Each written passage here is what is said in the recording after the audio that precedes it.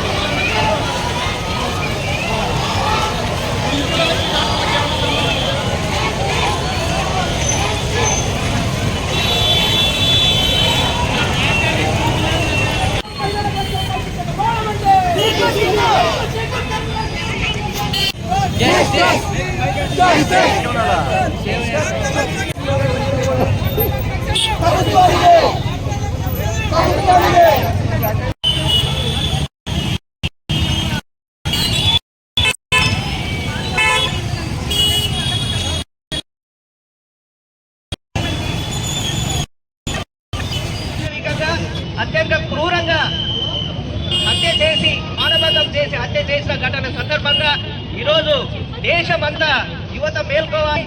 మహిళల పైన జరిగే అత్యాచారాలను, మహిళలపై జరిగే ఇలాంటి సంఘటనలను మనం ఎదుర్కోకపోతే ఇలాంటి నీచులు మన ముందుకే వచ్చి మన ఆడపిల్లల్ని, మన తల్లికి చెల్లికి కూడా మనకి ఎలాంటి రక్షణ కూడా లేకుండా చేసే ఇదిగా తయారైంది. కాబట్టి నాడు గాంధీ చెప్పినట్టు అర్ధరాత్రి ఒక స్త్రీ నడి రోడ్లో నడుచుకుంటూ పోతే ఆ రోజు స్వతంత్రం వచ్చినట్టు ఆయన చెప్తే ఈ రోజు పంట పగలే నడి రోడ్లో కాదు, వాళ్ళు ఆఫీసులో పని చేసే చోట కానీ వాళ్ళు ఎక్కడైతే వర్క్ చేస్తారో అక్కడ చేసినా కూడా వాళ్ళకి రక్షణ లేని దరిద్ర దౌర్భాగ్య దేశంలో మనం బతుకుతున్నాం.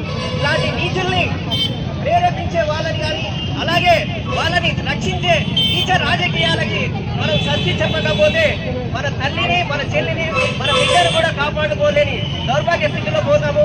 అట్లాగే మన భారత మాత కూడా మరొకసారి నీచ రాజకీయ నాయకులు, నీచ వాళ్ళందరూ కలిసి మరొకసారి బానిస సంఖ్యలలోకి నెట్టి వేసే ప్రమాదం ఉంది. కాబట్టి ప్రతి ఒక్క పౌరుడు, ప్రతి ఒక్కరూ దీనిపై స్పందించాలి. అలాగే ఈరోజు గాంధీ గారికి కూడా ఈ ఘటన సందర్భంగా మేము ఒక విన్నపం ఇచ్చుకున్నాం అనుకున్నాము. ఆడబిడ్డకి కరువు లేదు, ఆ ఆడబిడ్డకి ఎలాంటి రక్షణ లేదు, వారిని కాపాడే విధంగా ఈరోజు గాంధీ గారికి మేము విన్నవించుకున్నాము. అలాగే ఇప్పుడు ఐఎంఏ తరఫున వ్యాప్తంగా అందరూ సర్వీసులన్నీ నిలిపేసి ఈరోజు జరిగింది. కలకలలో జరిగిన సంఘటనకు చెప్పి మహిళలకు రక్షణ కల్పించే విధంగా మేము ముందుకొచ్చాం.